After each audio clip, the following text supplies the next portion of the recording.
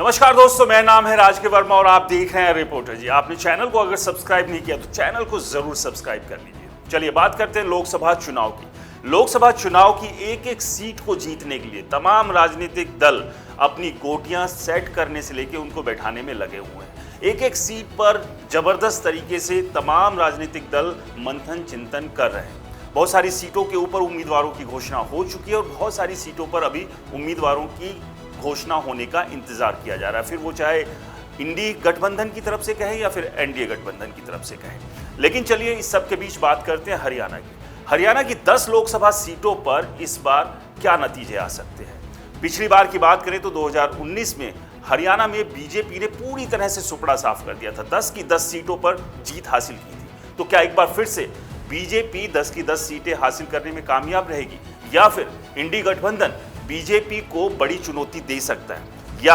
INLD की बात करें या जेजेपी जो कि एनडीए गठबंधन से अलग होकर चुनाव मैदान में है, इनके हिस्से कितनी सीटें आएगी। तो एक चौंकाने वाला सर्वे यहां पर आया और इस सब के बीच क्या मनोहर लाल मुख्यमंत्री का पद छोड़ने के बाद करनाल से जो लोकसभा सीट से चुनाव मैदान में उतरे हैं वो जीत दर्ज कर पाएंगे। तो इसी को लेकर एक बड़ा चौंकाने वाला सर्वे आया है, एबीपी सी वोटर सर्वे। इस सर्वे में इंडी गठबंधन और बीजेपी के हिस्से कितनी सीट आएगी इसकी जानकारी दी गई है।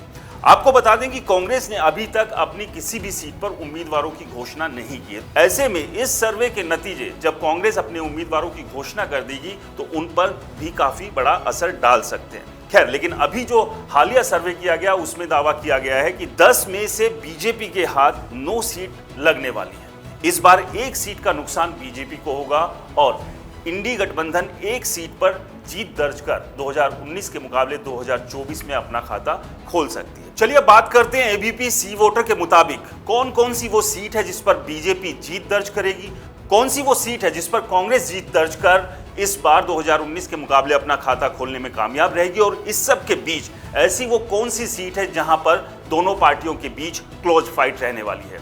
एबीपी सी वोटर सर्वे के अनुसार गुरुग्राम, भिवानी, अंबाला, फरीदाबाद, करनाल, कुरुक्षेत्र, सोनीपत ये वो सीट है जहां पर बीजेपी फिलहाल एक तरफा जीत दर्ज करती हुई दिख रही है।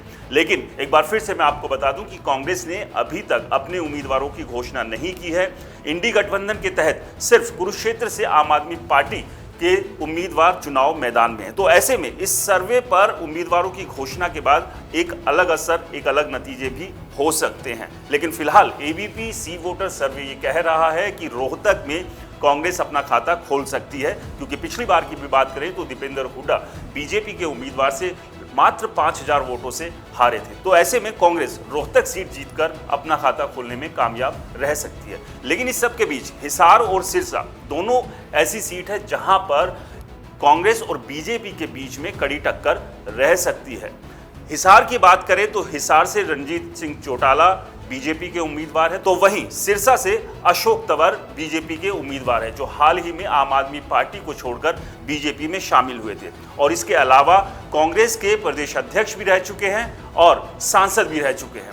तो ऐसे में इन दोनों सीट पर इस सर्वे के अनुसार क्लोज फाइट बताई जा रही है, और अगर 3% वोट स्विंग करती है तो ये नतीजे इंडी गठबंधन यानी कि कांग्रेस के फेवर में भी आ सकते हैं इस सर्वे के मुताबिक। इसके अलावा अगर बात करें सर्वे के मुताबिक वोट प्रतिशत में बीजेपी इस बार अच्छी खासी वोट जो है अपने खाते में ले सकती है।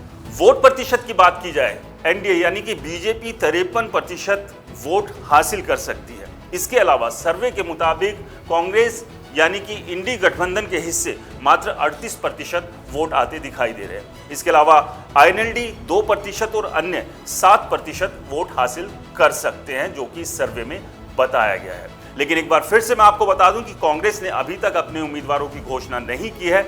लगातार पार्टी के नेता ये इंतजार कर रहे हैं कि कब हरियाणा में उम्मीदवारों की घोषणा हो और चुनाव मैदान में कांग्रेस बीजेपी के उम्मीदवारों को टक्कर देने के लिए उतरेगी।